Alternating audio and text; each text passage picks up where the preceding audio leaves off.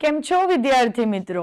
હું ઉપાસના બ્રાહ્મીણ યુવા ઉપનિષદના ઓનલાઈન પ્લેટફોર્મ પર આપ સૌનું હાર્દિક સ્વાગત કરું છું. તમને ખ્યાલ છે એ મુજબ આપણી ટેટ ટાટની સિરીઝ હવે શરૂ થઈ ગઈ છે. આજે હું તમારા માટે ટાટ HS ના પ્રશ્નોનું સોલ્યુશન લઈને આવી છું. તો ચાલો શરૂ કરીએ. પહેલો પ્રશ્ન છે, nowadays youngsters buy costly cell phones dash be in touch with one another. youngsters હાલના સમયમાં costly cell phones mobile phones ખરીદી રહ્યા છે. શા માટે? તો શું દર્શાવવાનું છે? હેતુ દર્શાવવાની વાત છે. બી in touch with one another, એકબીજા સાથે સંપર્કમાં રહેવા માટે. ચાલો, હેતુ દર્શાવવાનો છે અને હેતુ દર્શાવવા માટે ઉપયોગમાં લેવાતું કંજક્શન કયા કયા છે? તો જુઓ અહીંયા તમને કયા આપ્યા છે? પહેલા તો ઇન્સ્ટેડ, પછી શું કહે છે? ઇન ઓર્ડર ટુ, પછી શું કહે છે આપણને? ઇન સ્પાઇટ ઓફ, અને પછી શું કહે છે આપણને? So that. ચાલો, ઇન સ્પાઇટ ઓફ આપણને ખબર છે વિરોધાભાસ દર્શાવે છે. એની ઉપર તમને આપી દીધું છે ઇન ઓર્ડર ટુ, બરાબર છે? આ ઇન ઓર્ડર ટુ, આનું કામ શું છે મિત્રો? હેતુ દર્શાવવાનું. શું કામ કરે છે? હેતુ દર્શાવે છે. અને ઇન ઓર્ડર ટુ પછી ક્રિયાપદનું મૂળ રૂપ મુકાતું હોય છે. એ જોતા આપણો કયો ઓપ્શન કરેક્ટ છે મિત્રો? Option B. Nowadays youngsters buy costly cell phones in order to be in touch with one another.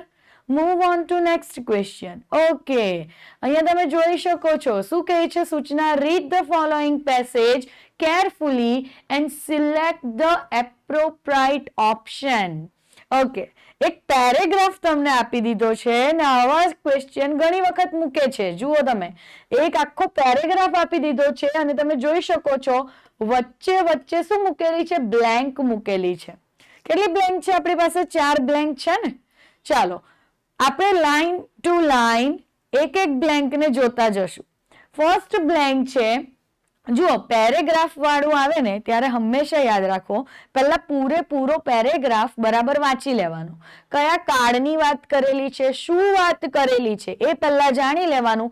Automatic answer તમને મળતા જશે એક એક fill in the blank wise. ચાલો જોઈએ. The judge dashed the matter for some time. Then he declared that there was no real dash against the man. So he cannot be accused of any crime, he said. Dash case was dismissed. As the judge dashed to go, the man came forward to complain. ચાલો, પહેલા first fill in the blank ની વાત કરી લઈએ.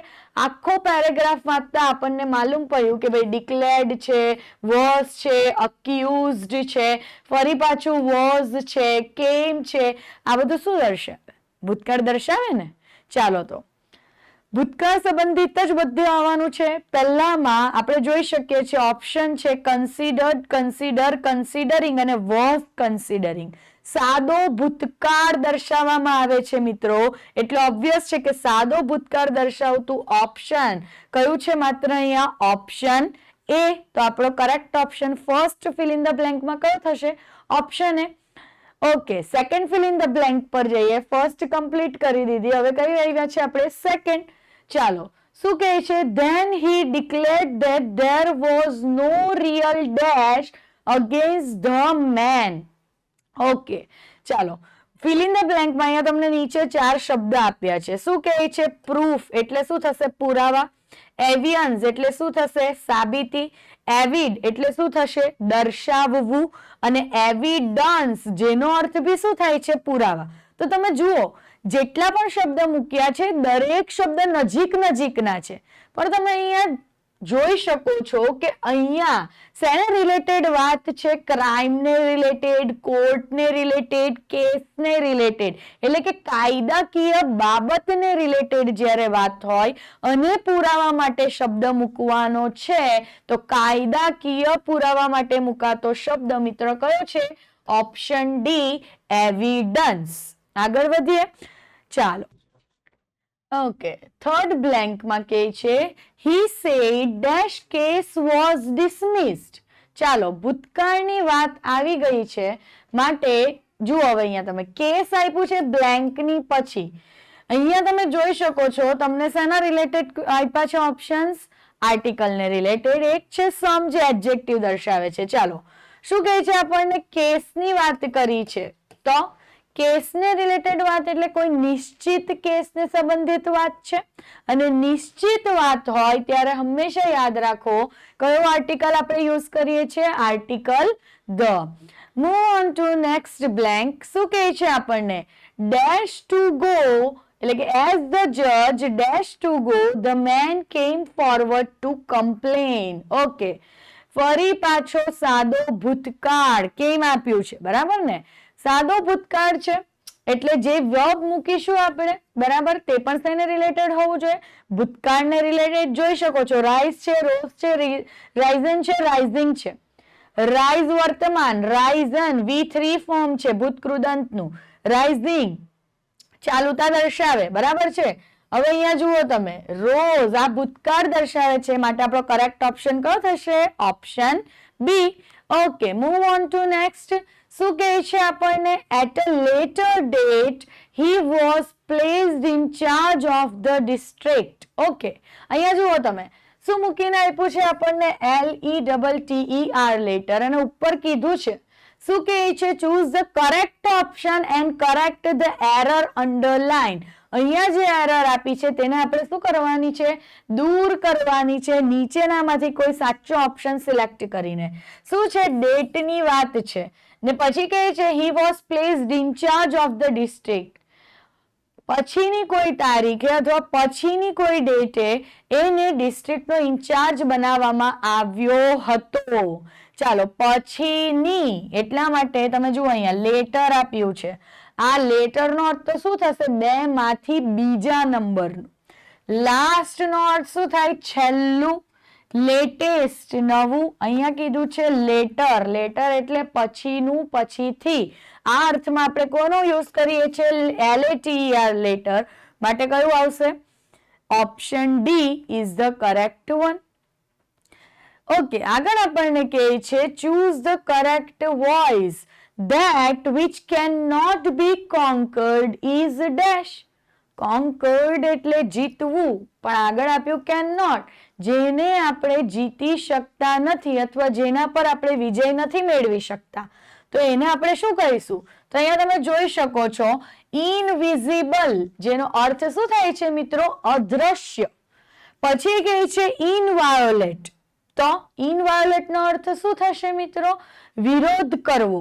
પછી શું કહે છે આપણને ઇનડિવાઇઝેબલ એટલે અવિભાજ્ય અને ઇનવિન્સિબલ જેનો અર્થ શું થશે મિત્રો અજેય જેના ઉપર જય ન મેળવી શકાય જેના ઉપર વિજય ન મેળવી શકાય એવું માટે આપણો કયો ઓપ્શન કરેક્ટ છે ઓપ્શન ડી આગળ વધીએ શું કહે છે he worked hard lest he dash fail okay વાક્યમાં તમે જોઈ શકો છો લેસ્ટ આ જે લેસ્ટ છે યાદ રાખો નકારવાચક શબ્દ છે એટલે કે જેનું કામ શું દર્શાવવાનું છે મિત્રો નકાર દર્શાવવાનું છે લેસ્ટ નો અર્થ થાય છે શું નહીં તો આ અર્થમાં અને યાદ રાખો કે નીચે જે તમને જુઓ શું આપ્યું છે મોડલ વર્બ્સ આપ્યા છે મોડલ વર્બ આપ્યા હોય નીચે વાક્યમાં લેસ્ટ હોય હંમેશા મોડલ વર્બ તરીકે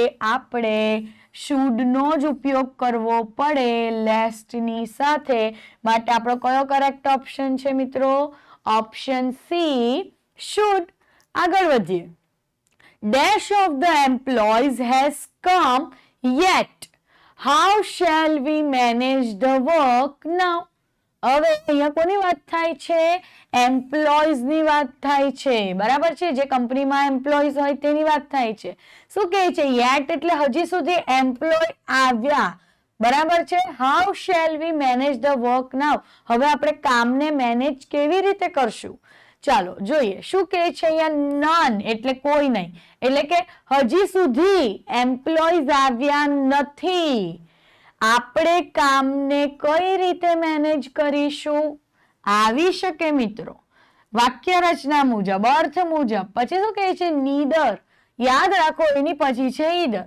યાદ શું રાખવાનું છે? ઈધર અને નીધરનો ઉપયોગ આપણે ક્યારે કરીએ છીએ? બેના સંદર્ભમાં, બે વ્યક્તિના, બે વસ્તુના, કોઈ પણ બે બાબતની વાત હોય તો જ આપણે કોનો યુઝ કરી શકીએ છીએ? ઈધર અને નીધરનો. નીધર નકાર દર્શાવે, ઈધર હકાર, માટે આ બે નહીં આવશે. ઓલ એનો અર્થ શું થશે? બધા. હવે જુઓ, all of the employees has come yet. હજી સુધી બધા એમ્પ્લોઈઝ આવ્યા છે. અર્થ જ ખોટો બેસે છે વાક્યનો, માટે all ના આવી શકે. કેમ ના આવી શકે? અહીંયા જુઓ તમે, yet છે એટલે હજી સુધી આવ્યા છે, અર્થ નથી બેસતો. હજી સુધી આવ્યા નથી એવું ડેફિનેટલી આપણે કહી શકીએ. બીજું અહીંયા તમે જોઈ શકો છો, has come, પૂર્ણતા દર્શાવવામાં આવે છે. બરાબર છે? માટે yet ની સાથે શું આવશે? નકારવાચક શબ્દ. મિત્રો કયો શબ્દ આવે? નકારવાચક. માટે આપણો કયો ઓપ્શન કરેક્ટ છે? Option A, none. આગળ વધીએ. શું કહે છે? You can not secure good marks unless. તમે સારા માર્ક મેળવી શકશો નહીં. પછી મૂક્યું છે અનલેસ, ને ત્યાર પછી આપણે બીજું વાક્ય મૂકવાનું છે. મિત્રો યાદ રાખો, અનલેસ એનો અર્થ જ નહીં તો આવો થાય છે, એટલે કે શરતી વિધાન આપ્યું છે, કન્ડિશનલ સેન્ટેન્સ. બીજું વાક્ય આવશે અનલેસ પછી જે પણ વાક્ય આવે એ કેવું હોવું જોઈએ? પોઝિટિવ. બરાબર છે? એટલે કે અફર્મેટિવ, હકાર વાક્ય હોવું જોઈએ. હવે તમે જુઓ, પહેલા તો ડુ આવી ગયું, નીકળી જશે. વિલ નોટ પણ નીકળી જશે. બીજી બાબત, અહીંયા ફરી પાછા ભવિષ્યની વાત. આપણે ભવિષ્યની વાત કરતા નથી, આપણે તો વર્તમાનની વાત કરીએ છીએ. માટે કયું ઓપ્શન કરેક્ટ છે? Option C, unless you work hard. જો તમે કામ કરશો નહીં, અથવા તો જો તમે મહેનત કરશો નહીં તો તમે સારા માર્ક મેળવી શકશો નહીં. માટે આપણું કયું ઓપ્શન કરેક્ટ છે? Option C. Okay, next question is, he has been hospitalized dash Monday. He will be discharged after a week. Okay, અહીંયા તમે જોઈ શકો છો, has been hospitalized. બરાબર છે? શું કહે છે આપણને? અહીંયા પૂર્ણતાની વાત કરી છે આપણને. ચાલો, એના પછી કહે છે મંડે. અહીંયા ટાઈમ આપેલો છે, એટલે કે પોઈન્ટ ઓફ ટાઈમની વાત કરવામાં આવે છે. ફિક્સ દિવસ આપી દીધો કે ભાઈ મંડેના દિવસે જેમને શું કરવામાં આવ્યા હતા? હોસ્પિટલાઇઝ કરવામાં આવ્યા છે. પણ એમને ડિસ્ચાર્જ ક્યારે મળશે? એક વીક પછી. પોઈન્ટ ઓફ ટાઈમની વાત હોય અને પૂર્ણતા દર્શાવવામાં આવેલી હોય, હંમેશા યાદ રાખો શું આવશે? સિન્સ જ આવે, બીજું કશું જ નહીં આવે. આગળ વધીએ. શું કહે છે અહીંયા આપણને? The minister delivered his speech to the public. ઉપર કીધું છે, સૂચના આપી છે કે choose the correct meaning of the word. Correct meaning choice કરવાનો છે આનાથી સંબંધિત. ઓકે, ડિલિવર્ડ એટલે આપવું, એમણે સ્પીચ આપી હતી. ચાલો, અહીંયા આપ્યું છે આપણને સ્પોક એટલે બોલવું, ગેવ એટલે આપવું, ગેવ બર્થ ટુ એટલે જન્મ આપવો, એવી કોઈ વાત નથી. પછી કહે છે મેડ એટલે બનાવવું. યાદ રાખો, ડિલિવર્ડ એટલે કે આપી હતી, તો એનાથી સંબંધિત કોઈ શબ્દ બેસે તો કયો વર્બ હોઈ શકે? ડિલિવર્ડ વર્બની સાથે સુસંગત વર્બ કયું છે આપણું? B, gave. Okay, he replied in a haughty manner. Okay, અહીંયા હાઉટી. હાઉટી એનો અર્થ શું થાય? ઘમંડી. શું થાય એનો અર્થ? ઘમંડી. ચાલો, નવો શબ્દ છે તમારા બધા માટે, નોંધી લેજો. બરાબર ને? નોટ પેન લઈને બેસવાનું. જે બધા નિયમો કહું છું, જે પણ કંઈક નવું જાણવા મળે છે, જે પણ વોકેબની અંદર નવા શબ્દો ઉમેરાય એવું લાગે છે તમને કે તમે એને જાણતા નથી, આ બધું નોંધતા રહેવાનું. ચાલો, હાઉટી એટલે ઘમંડી. તો અહીંયા જોવા પડશે કે પ્રાઉડ એટલે તો શું થાય? ગર્વ. એરોગન્ટ એટલે શું થાય? અહંકારી. મીક એટલે શું થશે? નમ્ર. અને ક્લેવર એટલે તો શું થાય? હોશિયાર. તો ઘમંડી એની સાથે સુસંગત બેસતો શબ્દ કયો હોઈ શકે? એરોગન્ટ હોઈ શકે ને, અહંકારી. માટે આપણો કરેક્ટ ઓપ્શન કયો છે? Option B. આગળ વધીએ. શું કહે છે? Choose the correct translation. શું કરવાનું છે આપણે? ટ્રાન્સલેટ કરવાનું છે સેન્ટેન્સ. જોઈએ, પહેલામાં તમને કીધું છે કદાચ એ ભ્રમણા પણ હોઈ શકે.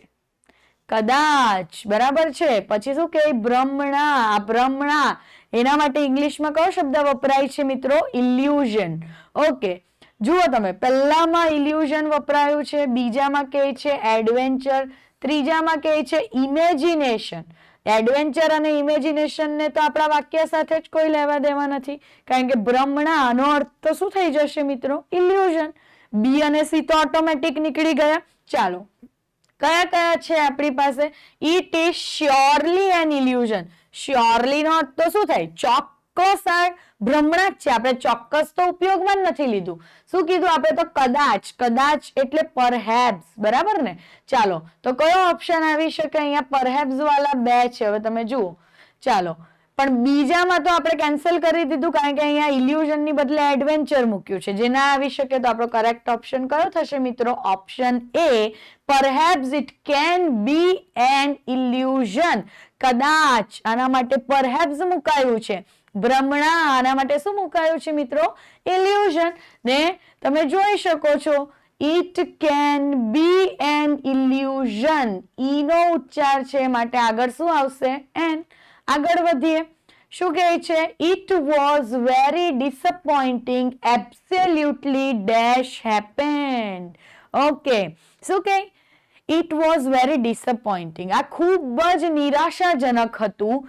એબ્સોલ્યુટલી, ખરેખર, ડેશ હેપન, બન્યું હશે. ખરેખર કંઈક બન્યું હશે, આવું આપણે બોલીએ, બરાબર ને? નીચે તમે ઓપ્શન જોઈ શકો છો. એવરીથિંગ એટલે ખરેખર બધું જ બન્યું હશે? ના, એવું આપણે નથી બોલતા, એટલે એ નહીં આવે. ખરેખર કઈ જ નહીં બન્યું હશે, નથિંગ એટલે કઈ જ નહીં, તો આ પણ ના આવે, કારણ કે કઈ જ નહીં બન્યું હોય તો નિરાશાની વાત ના હોવી જોઈએ. પછી કહે છે સમથિંગ એટલે કંઈક. તો આ ખૂબ જ નિરાશાજનક છે, માટે કંઈક તો બન્યું જ હશે. તો કંઈક, તો સમથિંગ આવી શકે. એનીથિંગ એટલે કંઈ પણ બન્યું હશે? ના. તો કયો ઓપ્શન આપણો કરેક્ટ છે? ઓપ્શન સી, કંઈક બન્યું હશે, માટે સમથિંગ. આગળ વધીએ મિત્રો.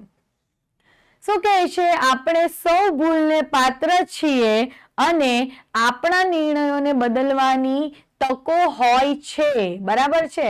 ચાલો, ફરી પાછું આપણે શું કરવાનું છે? એને ટ્રાન્સલેટ કરવાનું છે. કેવા શું માંગે છે તે જોઈ લઈએ. ફર્સ્ટમાં, we all are liable for errors and often obliged to reverse our decision. Okay, અહીંયા શું કહે છે આપણને? અહીંયા મૂકીને આપ્યું રિવર્સ. ચાલો, નીચે આપણને કહે છે we all are liable to errors and are often obliged to revise our decision. આ રિવાઇઝ જેનો અર્થ થાય છે બદલવું, અને રિવર્સ જેનો અર્થ થાય છે વિરુદ્ધમાં, બરાબર છે? ચાલો, તો જોતા એવું લાગે કે આ રિવાઇઝ વાળું આવી શકે, બરાબર છે? ને બીજી બાબત, અહીંયા વી, અહીંયા તમે જોઈ શકો છો આપણે, ફરી પાછું આવ્યું આપણે, બરાબર છે? બંનેની અંદર બહુવચનની વાત છે. અહીંયા આર મુકાયું છે, અહીંયા પણ આર છે. વાક્ય રચના પણ કેવી છે? બરાબર છે.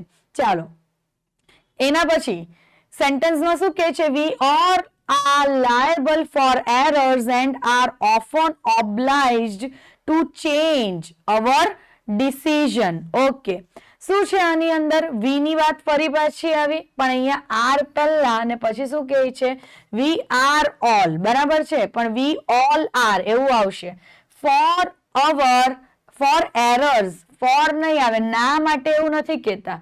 ને, ભૂલ ને પાત્ર, ભૂલ ના માટે પાત્ર એવું નથી આવતું, માટે ફોર નહીં આવી શકે. શું આવશે? ટુ આવશે. ચાલો, નીચે જઈએ આપણે. શું કહે છે હવે આપણને? we are all liable to errors and often obliged to revise our decision.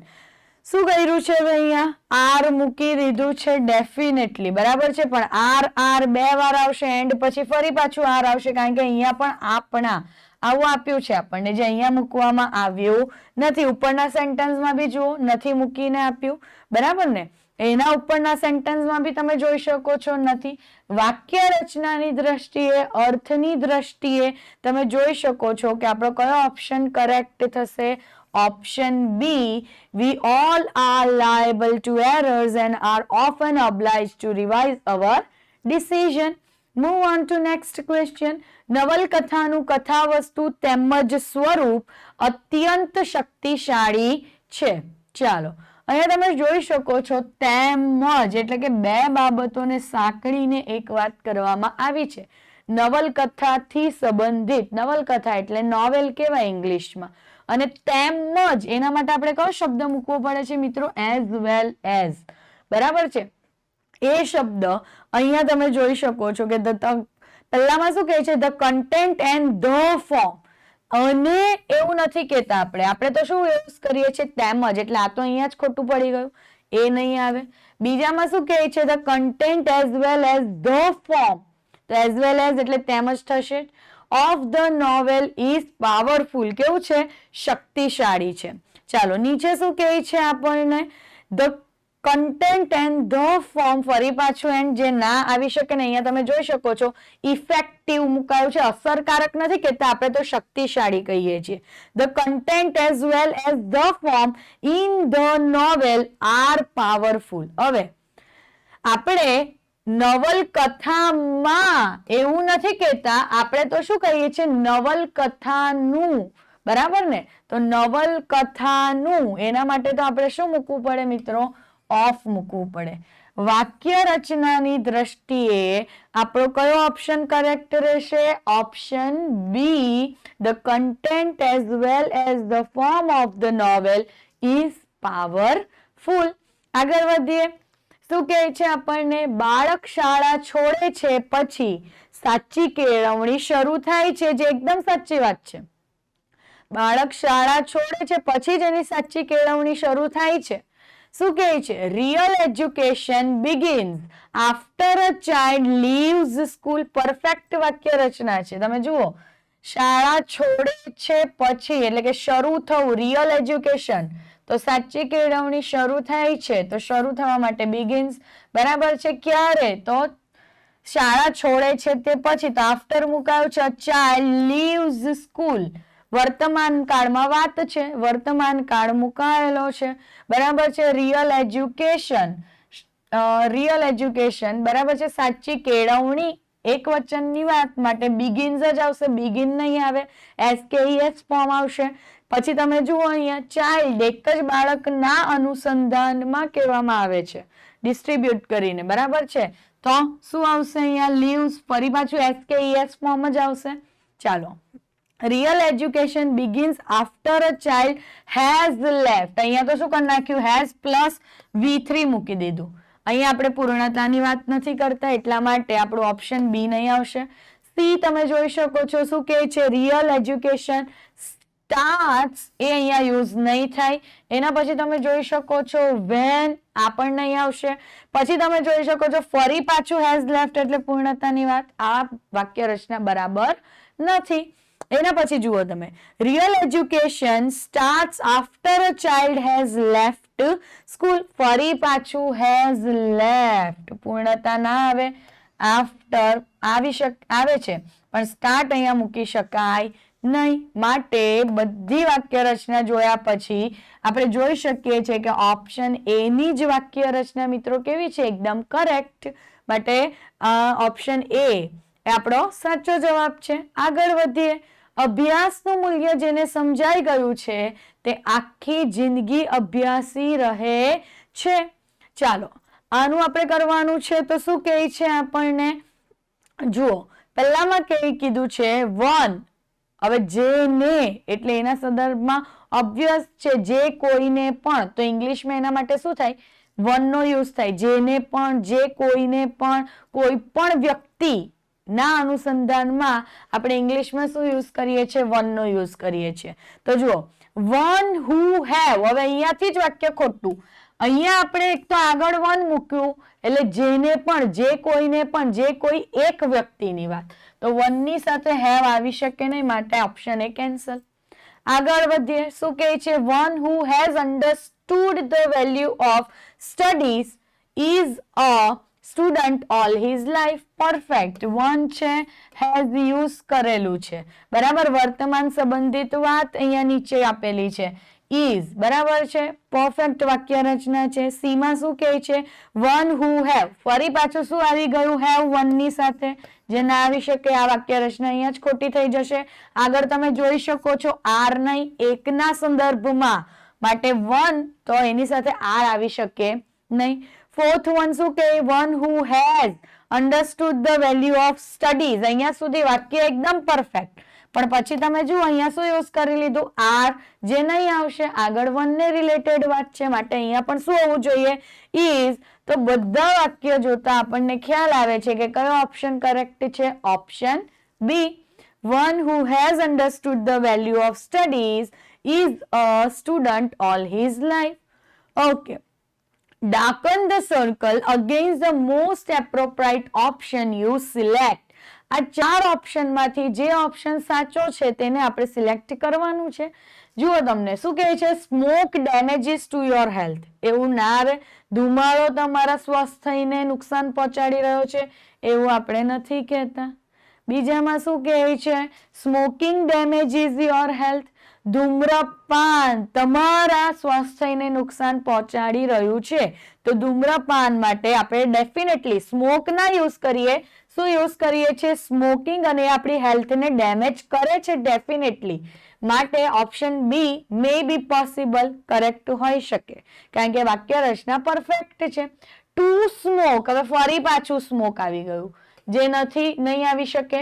અહીંયા સ્મોકિંગ છે, શું કહે છે, સ્મોકિંગ ડેમેજ યોર હેલ્થ. હવે અહીંયા જ્યારે એકની જ વાત કરવામાં આવે છે તો ડેફિનેટલી ડેમેજીસ જ આવશે ને આપણો કરેક્ટ ઓપ્શન કયો છે, ઓપ્શન બી, કે સ્મોકિંગ ડેમેજીસ યોર હેલ્થ. આગળ વધીએ, શું કહે છે, darken the circle against the most appropriate option you select. ફરી પાછું જે ઓપ્શન કરેક્ટ છે તેને સિલેક્ટ કરવાનો છે. શું કીધું છે, the population of Ahmedabad is now 65 million. Okay, તમે મિલિયન, મિલિયન્સ, બિલિયન, બિલિયન્સ આ બધા શબ્દ સાંભળ્યા જ છે, નથી સાંભળ્યા એવું નથી, બરાબર ને. 1 મિલિયન એટલે 10 લાખ એવું ગુજરાતીમાં થાય, બરાબર છે. હવે જુઓ તમે અહીંયા શેની વાત કરેલી છે, એક તો પોપ્યુલેશનની વાત કરી છે, પણ ક્યાંના પોપ્યુલેશનની, ક્યાંની વસ્તીની, અહેમદાબાદ. હવે એક જ સિટીની વાત થાય છે માટે ડેફિનેટલી એની સાથે શું આવશે, ઇઝ જ આવશે. એક વચન સંબંધિત જ સહાયકારી ક્રિયાપદ આવી શકે. 65 અહીંયા શું યુઝ કરેલું છે, મિલિયન. ચાલો હવે મિલિયન અને મિલિયન્સ વચ્ચેનો તફાવત હું તમને કહું તો જુઓ, મિલિયન ક્યારે આપણે યુઝ કરી શકીએ અને મિલિયન્સ ક્યારે યુઝ થાય, જાણવા જેવી બાબત છે તમારા નોલેજ માટે પણ. શું કે મિલિયન અને મિલિયન્સ નીચે મૂક્યું છે, આ મિલિયન્સ મૂક્યો ને અને અહીંયા આર, એટલા માટે આ તો તરત જ ખોટું થઈ જશે. અહીંયા શું યુઝ કર્યું છે, ઇઝ, પણ અહીંયા તમે જુઓ મિલિયન્સ, તો ખાલી આ મિલિયન્સ ના લીધે આપણો આન્સર કેવો થઈ જશે, રોંગ. એની નીચે તમે જોઈ શકો છો અહેમદાબાદ આર યુઝ કર્યું છે જે ખોટું છે ને, અહીંયા મિલિયન એ પરફેક્ટ છે પણ આર અહીંયા આવી શકે નહીં, માટે આ ઓપ્શન પણ ખોટો. કરેક્ટ ઓપ્શન કયો છે, એ, જેની અંદર ઇઝ પરફેક્ટ છે, મિલિયન પરફેક્ટ છે, વાક્ય રચના પરફેક્ટ છે. હવે તમે જુઓ મિલિયન અને મિલિયન્સ વચ્ચેનો તફાવત, જ્યારે કોઈ સંખ્યા આપી દીધી છે તમને, જેવી રીતે અહીંયા 65, તો તમે સંખ્યા દર્શાવી રહ્યા છો, સંખ્યા પછી જો મિલિયન મૂકવાનું હોય, બરાબર છે, તો એસ વાળું ફોર્મ તમે યુઝ કરી શકતા નથી, એની સાથે શું મુકાય, મિલિયન. પણ મિલિયન્સ આવું ક્યારે આવે, જ્યારે કોઈ સંખ્યા આગળ આપવામાં આવેલી નહીં હોય, બરાબર છે, ત્યારે તમારે શું યુઝ કરવાનું હોય, એસ. અહીંયા તમે જોઈ શકો છો સંખ્યા આપી દીધી છે માટે મિલિયન્સ નો યુઝ આપણે નહીં કરી શકીએ. સંખ્યા આપી હોય ત્યારે તમે એસ વગરનું ફોર્મ યુઝ કરી શકો છો, જે અહીંયા છે જુઓ તમે 65 ને પછી શું આપ્યું, મિલિયન, પણ અહીંયા સંખ્યા નહીં હોતે તો આપણે કયું યુઝ કરતે, માત્ર મિલિયન્સ, બરાબર છે. એટલે કયું ઓપ્શન કરેક્ટ છે, ઓપ્શન એ. આગળ વધીએ, ચાલો. શું કહે છે, darken the circle against the most appropriate option you select. ફરી પાછો જે સાચો છે તેને આપણે ટિક કરવાનો છે. શું કહે, all teams have its chance to win. ચાલો પછી કહે છે all team has their chance to win. Okay, પહેલામાં ઓલ ની વાત કરે છે અને પછી એમ મૂક્યું છે ઈચ, એટલે કે આગળ બહુવચન ને પાછળ એક વચન આધારિત સર્વનામ. આગળ બહુવચનની વાત તો પછી સર્વનામ પણ કેવા હોવા જોઈએ? બહુવચન આધારિત. પહેલું ઓપ્શન નહીં આવશે. સેકન્ડમાં શું કહે છે આપણને? ફરી પાછી ઓલ ની વાત, પણ હવે તમે જુઓ અહીંયા ધેર કરી દીધું, પણ વચ્ચે શું લીધું? હેઝ. જ્યારે કે ઓલ છે બધા, તો એની સાથે હેઝ ના લાગે, હેઝ એક વચન સાથે લાગે. બહુવચન સાથે શું આવે? હેવ. ફરી પાછું ખોટું. ચાલો, અહીંયા બંનેમાં તમે જોઈ શકો છો એવરી નો યુઝ કરેલો છે. એવરી એ ડિસ્ટ્રીબ્યુટિવ પ્રોનાઉન છે. ઈચ, એવરી, ઈધર, નીધર, બરાબર છે. એ જ્યારે વાક્યની શરૂઆતમાં હોય ત્યારે એની સાથે મુકાતું સહાયકારી ક્રિયાપદ હંમેશા એક વચન વાળું હોવું જોઈએ. પણ અહીંયા તો શું આવી ગયું? Have, there. આ ઓપ્શન ઓટોમેટિક ખોટો થઈ જાય. બચ્યું કયું? લાસ્ટ. શું કે એવરી નો યુઝ થયો જે ડિસ્ટ્રીબ્યુટિવ પ્રોનાઉન છે. ડિસ્ટ્રીબ્યુટિવ પ્રોનાઉનની સાથે જે પણ સહાયકારી ક્રિયાપદ આવશે એક વચન આધારિત આવશે. ડેફિનેટલી હેઝ છે. એના પછી તમે જુઓ ધેર નથી, શું આપેલું છે? ઇટ્સ. એક વચન વાળું સર્વનામ. માટે આપણો કરેક્ટ ઓપ્શન કયો છે? Option D. Every team has it's chance to win. દરેક ટીમની વાત કરેલી છે, બરાબર. ચાલો, to keep the wolf away from the door. કરવાનું શું છે? darken the circle against the most appropriate meaning of the phrase and idiom given in. ચાલો, અહીંયા તમને કહેવતો આપી છે અલગ અલગ ને એનો અર્થ તમારે સમજાવવાનો છે. શું કહે છે? To keep the wolf away from the door. Wolf એટલે વરુ, બરાબર છે. કે કીપ ધ વોલ્ફ અવે, અવે એટલે દૂર રાખો. ક્યાંથી? તમારા દરવાજાથી, એટલે તમારાથી. વરુને દૂર રાખો, બરાબર છે. તો શું કહેવા માંગે? To keep away from extreme poverty, એટલે વધારે પડતી ગરીબીથી દૂર રહો. ના ભાઈ. બીજામાં શું કહે છે? To keep off an unwanted person. અજાણ્યા લોકોથી અથવા જેને તમે બરાબર જાણતા નથી તેવા લોકોથી દૂર રહો. ડેફિનેટલી આવી શકે. ટુ કીપ અલાઇવ, જીવતા રહો. ના.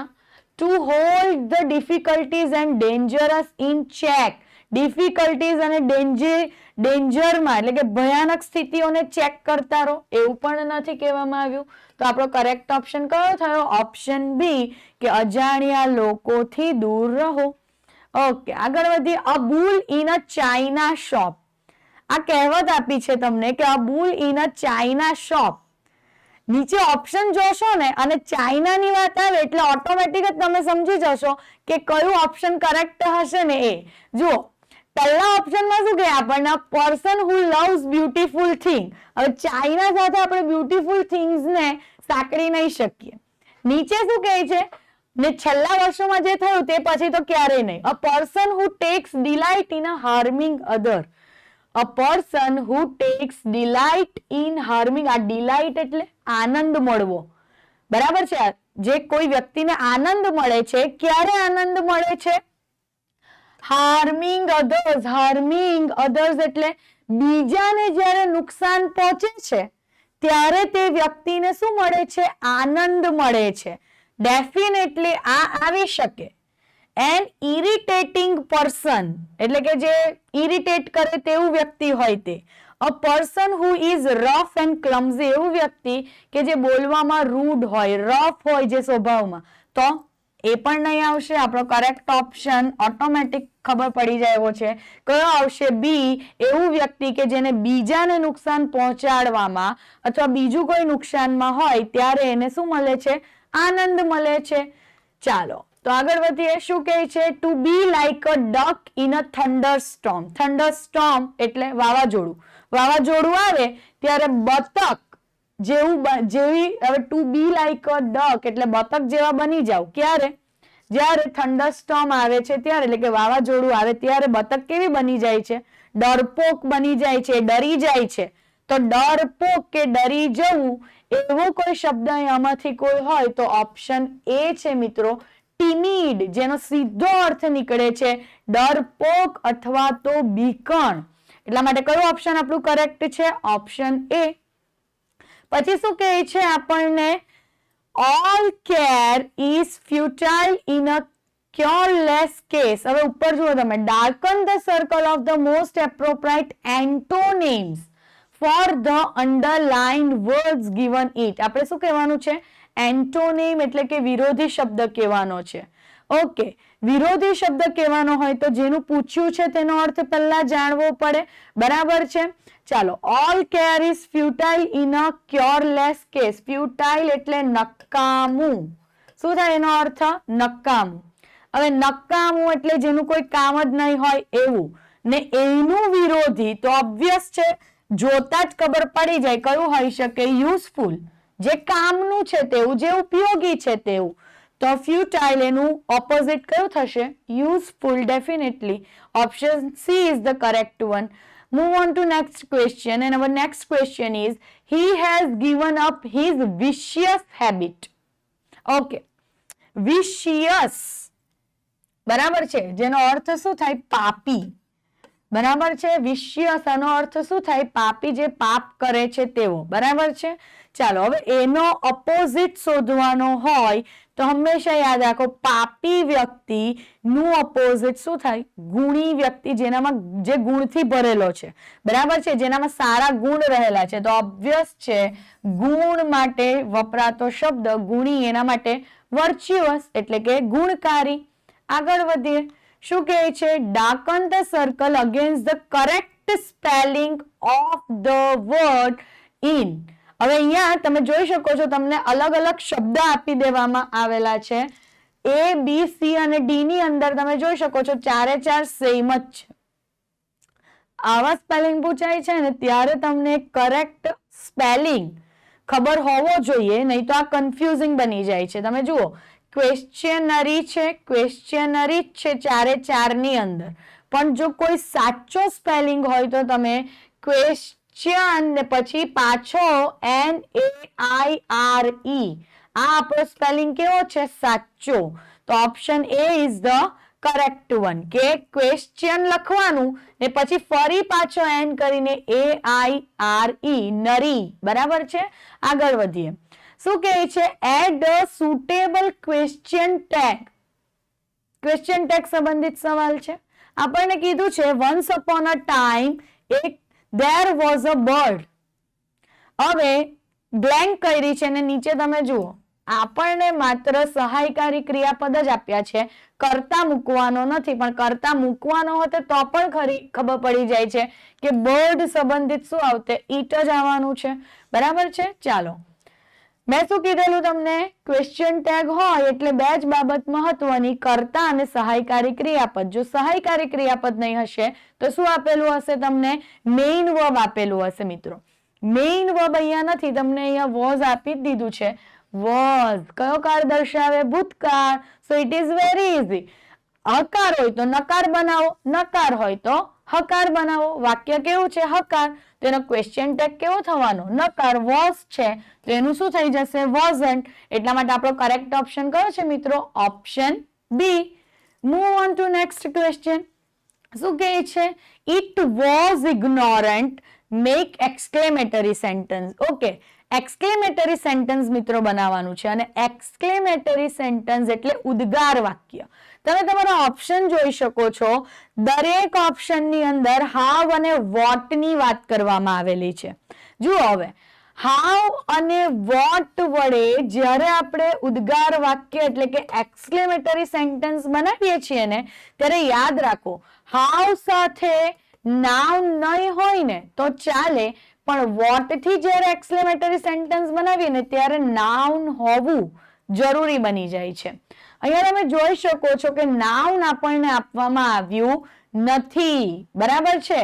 તો વોટ થી તો નહીં બની શકે, માટે વોટ તો ઓટોમેટિક જ નીકળી જશે. ચાલો, તો બચ્યા કયા? હાવ વાળા. હાવ થી બનશે કારણ કે હાવ ને નાઉન ની જરૂર પડતી નથી.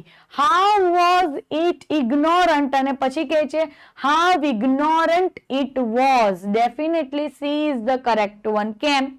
હંમેશા યાદ રાખો, હાવ અને વોટ વડે જ્યારે પણ આપણે એક્સક્લેમેટરી સેન્ટેન્સ એટલે કે ઉદ્ગાર વાક્ય બનાવીએ છીએ મિત્રો, ત્યારે આપણા કર્તા અને ટુ બી નું રૂપ એટલે કે સહાયકારી ક્રિયાપદ આપણું ક્યાં જતું રહે છે મિત્રો? પાછળ જતું રહે છે. અહીંયા ક્યાં આપી દીધું? વચ્ચે, જે વચ્ચે ના આવી શકે. અહીંયા તમે જુઓ ક્યાં આપ્યું છે? લાસ્ટમાં ઈટ અને વોઝ. માટે આપણો કરેક્ટ ઓપ્શન કયો છે મિત્રો? Option C. ચાલો આગળ વધીએ. શું કહે છે? men were employed large numbers make negative sentence. કેવું સેન્ટેન્સ બનાવવાનું છે આપણે? નેગેટિવ સેન્ટેન્સ બનાવવાનું છે. આગળ વાત કરી છે એ મુજબ કે નકાર બનાવવાનું હોય કે હકાર બનાવવાનું હોય, એક વસ્તુ યાદ રાખવાની છે. હવે નેગેટિવ એટલે નો, નોટ, આવું બધું આવવું જોઈએ એની અંદર, એટલે કે નકાર દર્શાવતા શબ્દ આવવા જોઈએ. બીજી બાબત, જે નાઉન આપ્યું છે એનું ઓપોઝિટ તમારે મૂકી દેવાનું. બરાબર છે? અહીંયા લાર્જ આપ્યું છે તો એનું ઓપોઝિટ આવશે. ચાલો જોઈએ શું કહે છે. men were not employed in few numbers. થોડી સંખ્યામાં, એવું નહીં આવશે. પછી શું કહે છે? the men employed were not in small numbers. તો ડેફિનેટલી લાર્જ નું સ્મોલ એનું ઓપોઝિટ છે, આવી શકે. બીજું તમે જોઈ શકો છો અહીંયા were not આ મૂકીને આપ્યું છે. અને વાક્ય રચના તમે જુઓ પરફેક્ટ છે. the men પહેલા કરતા, એના પછી employed were not in small numbers. Large તો સ્મોલ, ડેફિનેટલી એનો ઓપોઝિટ છે. એના પછી જુઓ શું કહે છે? men were employed but not in little numbers. માણસ ને આપણે ગણી શકીએ છીએ અને જેની સંખ્યાત્મક ગણતરી શક્ય છે એની સાથે લિટલ ક્યારેય ના આવી શકે. લિટલ જથ્થો દર્શાવે છે. Little milk, little water. બરાબર છે? આ બધું શું છે? જથ્થો દર્શાવે છે, માટે એની સાથે લિટલ મુકાય. માણસ સાથે આપણે લિટલ ના મૂકી શકીએ. men were not unemployed. હવે અહીંયા તો અર્થ જ બદલાઈ ગયો. માટે, અને અહીંયા તમે જુઓ લાર્જ નું લાર્જ રાખ્યું છે, આ આવી શકે નહીં. સો our correct option is option B. The men employed were not in small numbers. કશું જ કરવાનું નથી. નકાર આવે એટલે પહેલા તો નો, નોટ, નન આ બધું આવી જવું જોઈએ તમારા વાક્યમાં. બીજી બાબત, જે આપ્યો છે તેનાથી વિરોધી શબ્દ લાર્જ છે તો એનું વિરોધી શું થશે? Small. So our correct option is option B. 153 માં કહે છે bring me the pen, change the voice. Okay, bring me the pen. તમે વાક્યની શરૂઆત જોઈ શકો છો. વાક્યની શરૂઆત શેના વડે થયેલી છે? bring એટલે કે ક્રિયાપદ દ્વારા. ક્રિયાપદ દ્વારા જ્યારે વાક્યની શરૂઆત હોય મિત્રો, હંમેશા યાદ રાખો એ વાક્ય શેનું હોઈ શકે છે? આજ્ઞાર્થ વાક્ય. આજ્ઞાર્થ વાક્ય છે ને આપણે શું કરવાનું છે? વોઇસ ચેન્જ કરવાનો છે. એક્ટિવ વોઇસ છે એને શેની અંદર આપણે ચેન્જ કરીશું? પેસિવ વોઇસમાં. બીજી બાબત, તમને વાક્ય જોતા ખ્યાલ આવી ગયો હશે કે સૂચન કરાય છે. bring me the pen, મને પેન આપને, સૂચન કરવામાં આવે છે. સૂચનનો અર્થ જ્યારે પણ રહેલો હોય અને તમારે વોઇસ ચેન્જ કરવાનો હોય, હંમેશા યાદ રાખો એમાં લેટ વાળા જ વાક્ય આવે, કારણ કે લેટ એ સૂચનના અર્થમાં આપણે વાપરીએ છીએ. બીજું કોઈ લેટ વાળું નથી, એટલે વાક્ય રચના જોવાનો તો સવાલ જ ઉભો નથી થતો. Let the pen. હવે જુઓ કર્મ આગળ આવી ગયું કર્તા સ્થાને. પછી અહીંયા તમે જોઈ શકો છો V3 ફોર્મ મુકાયું છે bring નું brought, અને પછી શું આપી દીધું છે આપણને? to me. તો સબ્જેક્ટ જે તમારો આગળ હતો તે ક્યાં આવી ગયો છે? ઓબ્જેક્ટની જગ્યા પર. ચાલો આગળ વધીએ આપણે. એટલે આપણો કરેક્ટ ઓપ્શન કયો થશે મિત્રો? Option C. let the pen be brought to me. આગળ વધીએ. do excuse me just these ones. Okay, ચાલો હવે અહીંયા આપણે જોઈએ. નીચે તમને સૂચના આપી છે begin with I, એટલે આપણે શેના દ્વારા એને શરૂ કરવાનું છે? I થી શરૂ કરવાનું છે. ચાલો શું કહે છે? do excuse me just these ones. ચાલો અહીંયા તમે just ને જોઈ શકો છો. બરાબર છે ને? બીજી બાબત, do થી શરૂઆત થયેલી છે. સૂચનનો અર્થ રહેલો છે. અર્થ સૂચનનો છે અને મોડલ વર્બ દ્વારા જો તમને આપ્યું હોય વાક્ય, હંમેશા યાદ રાખો કે સૂચનના અર્થમાં મોડલ વર્બ તરીકે હંમેશા should નો ઉપયોગ થાય છે. should વાળા આપણે જોઈ શકીએ છીએ અહીંયા બે વિધાન છે. આ should વગરના તો ઓટોમેટિક નીકળી જશે, કારણ કે સૂચનના અર્થમાં આપણે શેનો યુઝ કરીશું? should નો યુઝ કરીશું. ચાલો, કયું વાક્ય સાચું છે તે ડિસાઈડ કરવું પડશે ને આપણે. શુડ એક્સક્યુઝ એમ કીધું છે, જે નહીં આવશે આપણે શું મૂકવું પડશે? Should be excuse V3 form. But આપણું કરેક્ટ ઓપ્શન કયું થશે મિત્રો? Option C, I should be excuse just this once. આગળ વધીએ. That's not true. Make interrogative sentence. Okay. Interrogative એટલે પ્રશ્નાર્થ વાક્ય. ઘણી વખત કેવું બને છે મિત્રો, વિદ્યાર્થીઓને એ જ નથી ખબર પડતી કે જે અમને સૂચના અપાઈ છે ને તેનો અર્થ શું થાય છે. અહીંયા આપી દીધું હોય તમને ઇન્ટરોગેટિવ, પણ ઇન્ટરોગેટિવનો જો અર્થ જ ના ખબર હોય તો તમે એનો જવાબ આપી શકતા નથી. માટે ઇંગ્લિશ ની અંદર એટલે કે ઇંગ્લિશ ગ્રામર જ્યારે કરો છો ત્યારે તમે ગુજરાતી શબ્દો પર ઓછું અને અંગ્રેજી શબ્દો પર વધારે ભાર આપો. બરાબર છે. અહીંયા ઇન્ટરોગેટિવ એટલે આપણને શું કરવા કહે છે? પ્રશ્નાર્થ બનાવવા કહે છે. અહીંયા તો તમે જોઈ શકો છો કે ચારે ચારમાં શું છે? પ્રશ્નાર્થ જ છે. પણ ચારમાં જો અલગ અલગ વાક્ય આપ્યા હોય તો પૂછાયું શું છે તે જ ખબર પડી શકતી નથી. માટે ઇન્ટરોગેટિવ જેનો અર્થ શું થાય છે? પ્રશ્નાર્થ વાક્ય. ચાલો, શું કહે છે? That's not true. અહીંયા તમે જોઈ શકો છો એપોસ્ટ્રોફી એસ જેનો અર્થ થાય છે is. That is not true. is એટલે વર્તમાનનું સૂચન છે તો was આવી શકે નહીં પ્રશ્નની શરૂઆતમાં. પછી શું કહે છે? is that true? શું આ સાચું હતું? બરાબર છે. તો જુઓ, આ આવી શકે. is that not true? આપણે તો પ્રશ્ન હજી તો પૂછવાનો છે કે ભાઈ આ સાચું છે કે નથી. બરાબર ને? પેલું સાચું છે કે નથી તો તમે તો સવાલમાં જ કહી દો છો જવાબ કે is that not true. તો આ પણ ના આવી શકે. પછી was થી તો was તો નથી જવાનું. કેમ? વર્તમાનનું સૂચન છે. માટે આપણો કયો ઓપ્શન કરેક્ટ છે મિત્રો? Option B, is that true. શું પેલું સાચું છે? આગળ વધીએ. The verb of cloth. Okay, cloth એ નાઉન છે ને એનું શું કહેવાનું છે આપણે? વર્બ એટલે કે ક્રિયાપદ કહેવાનું છે મિત્રો. યાદ રાખો, એવા નાઉન કે જેના લાસ્ટમાં TH આવે છે. જેમ કે અહીંયા ક્લોથ આપ્યું છે તો તમે જ્યારે એને શેમાં ઇન્ટરચેન્જ કરો એટલે કે એનું વર્બ જ્યારે પૂછાય છે તો માત્ર એમાં લાસ્ટમાં શું લગાવી દેવાનું છે? ઈ. માટે આપણો કરેક્ટ ઓપ્શન કયો થશે? Option D. એવી જ રીતે સેમ વે બાથ. બરાબર છે ને? વર્બ બનાવવાનું હોય તો ઈ. આગળ વધીએ.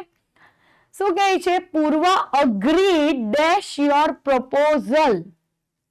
તમે જે દરખાસ્ત કરી અથવા તમે જે પ્રપોઝલ આપ્યું એના સાથે પૂર્વ અગ્રી છે. ચાલો, એની સાથે.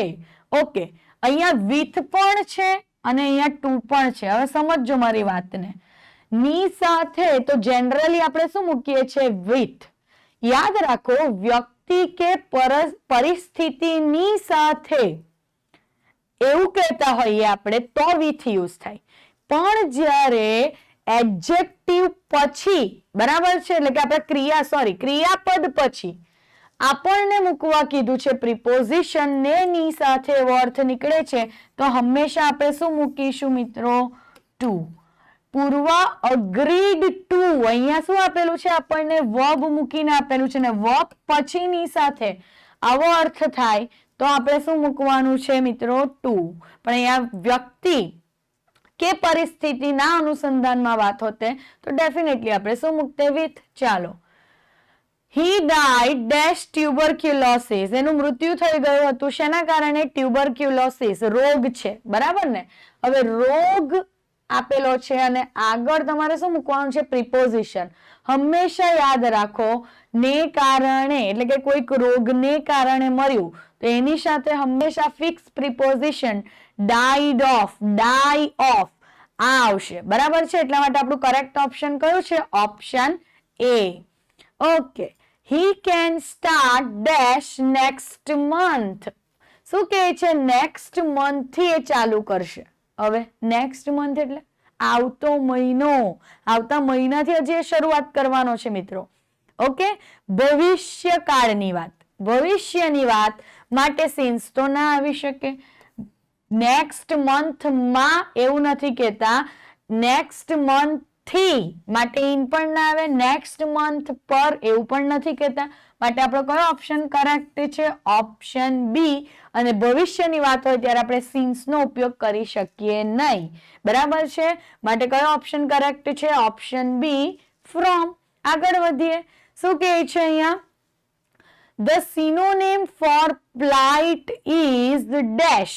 ઓકે, પ્લાઇટ નો અર્થ આપણે કહેવાનો છે અને પ્લાઇટ બરાબર છે એટલે યાદ રાખો હાલત. શું થાય? પ્લાઇટ નો અર્થ થાય હાલત એટલે કે કોઈક સ્થિતિ, બરાબર છે, તો એનાથી બંધ બેસતો શબ્દ આપણે કહેવાનો છે. તો જુઓ, ફ્લાઇટ તો ના જ આવી શકે, ફ્લાઇટ એટલે તો ફ્લાઇટ. પછી કહે છે પોવર્ટી એટલે ગરીબાઈ, પછી કહે છે કમ્પલ્શન એટલે ફરજિયાતપણું, પછી શું કહે છે કન્ડિશન, તો કન્ડિશન એટલે સ્થિતિ. આવું થશે ને, તો એનાથી સંબંધિત વર્ડ કયો હોઈ શકે? Option B is the correct one. એનું સિનોનિમ એટલે સમાનાર્થી છે કોનું? પ્લાઇટ એટલે હાલાત, અને કન્ડિશન એટલે શું થશે? સ્થિતિ. આગળ વધીએ, give one word for below sentence. She was careful about how she spent her money. એ એના પૈસા કઈ રીતે વાપરે છે તેના વિશે એ બહુ કેરફુલ છે, એટલે કે એની બહુ એ કાળજી રાખે છે. હવે પૈસા વાપરવામાં જે કાળજી રાખતું હોય એને કરકસર કરેલી કહેવાય કે નહીં? બરાબર છે, આપણે બોલીએ છીએ સાવ કરકસરીઓ છે, બરાબર ને, કે સાવ કરકસર કરનાર છે. આ જે બોલીએ છીએ તેના માટે વપરાતો શબ્દ એ કયો છે? ફ્રુગલ. બરાબર છે, ફ્રુગલ જેનો અર્થ થાય છે કરકસરિયું એટલે કે કરકસર કરનાર. એટલા માટે આપણો કયો ઓપ્શન કરેક્ટ છે? ઓપ્શન એ. આગળ વધીએ, ઓકે, ઇંગ્લિશ વોકેબની બુકને તમે અહીંયા જોઈ શકો છો, જે યુવા ઉપનિષદ દ્વારા હાલમાં જ પબ્લિશ કરવામાં આવી છે મિત્રો. આની અંદર તમને જીસીઈઆરટી, એનસીઈઆરટી સંબંધિત દરેક શબ્દો મળી જશે. 1500 થી વધુ પ્રશ્ન આગલી પરીક્ષામાં પૂછાયેલા અહીં મૂકવામાં આવ્યા છે. વોકેબ થી સંબંધિત સિનોનિમ, એન્ટોનિમ્સ, વન વર્ડ એટલે કે સમાનાર્થી, વિરોધાર્થી, આ દરેક વસ્તુનો સમાવેશ મિત્રો આ વોકેબ્યુલરીની બુકની અંદર કરવામાં આવ્યો છે. વર્ડ ઓરિજિન કરીને એક નવું પ્રકરણ, અલગ પ્રકરણ મૂકવામાં આવ્યું છે કે શબ્દો બને છે કઈ રીતે. આ બુક તમને તમારા વોકેબ માટે ખૂબ હેલ્પફુલ થશે. અહીંયા જે પણ પ્રશ્નો જોયા તેની અંદર આપણે જોયું કે વોકેબ થી રિલેટેડ ઘણા બધા પ્રશ્ન એક્ઝામમાં પૂછાતા રહે છે અવારનવાર, માટે તમારું વોકેબ પાવરફુલ હોવું, વોકેબ પર પકડ હોવી ખૂબ જ જરૂરી છે. અને વોકેબ પર પકડ મેળવવા માટે તમને આ બુક ખૂબ જ ઉપયોગી સાબિત થશે મિત્રો. તમે એ સિવાય જોઈ શકો છો કે યુવા ઉપનિષદ દ્વારા 60 થી પણ વધુ બુક્સ પબ્લિશ કરવામાં આવી છે કે જે તમને આગામી આવનાર પરીક્ષા, જુનિયર ક્લાર્ક છે, તલાટી છે, ટેટ ટાટ છે, આ બધાની અંદર ઉપયોગી સાબિત થશે. તમે અમારી સાથે જોડાયેલા રહેવા માટે, આ જ રીતે નવા નવા સોલ્યુશન્સ જોવા માટે, નવું નવું શીખવા માટે અમારી સાથે જોડાઈ શકો છો. અમારા ઇન્સ્ટાગ્રામ પેજ પર, ટેલિગ્રામ પેજ પર, અમારી ચેનલ જે છે તેના સાથે યુટ્યુબ પર જોડાઈ શકો છો, અને અમારો ફેસબુક પેજ છે તેની સાથે પણ તમે જોડાયેલા રહી શકો છો, જ્યાં તમને નવી નવી ઇન્ફોર્મેશન, નવી નવી માહિતીઓ મળતી રહેશે મિત્રો. આજે આપણે જે પણ પ્રશ્નોનું સોલ્યુશન જોયું, હોપ સો કે તમને હેલ્પફુલ સાબિત થશે અને તમે એની અંદરથી કંઈક ને કંઈક નવું શીખશો. આ જ પ્રશ્નોત્તરી તમે તમારા મિત્રો સુધી પહોંચાડો, જેથી કરીને તેઓને પણ તમે હેલ્પફુલ થઈ શકો અને તમને સફળતા અપાવવામાં અમે પણ ભાગીદાર બની શકીએ મિત્રો. આ જ રીતે અમારી સાથે જોડાયેલા રહો અને તમારો પ્રેમ વરસાવતા રહો મિત્રો. Thank you so much.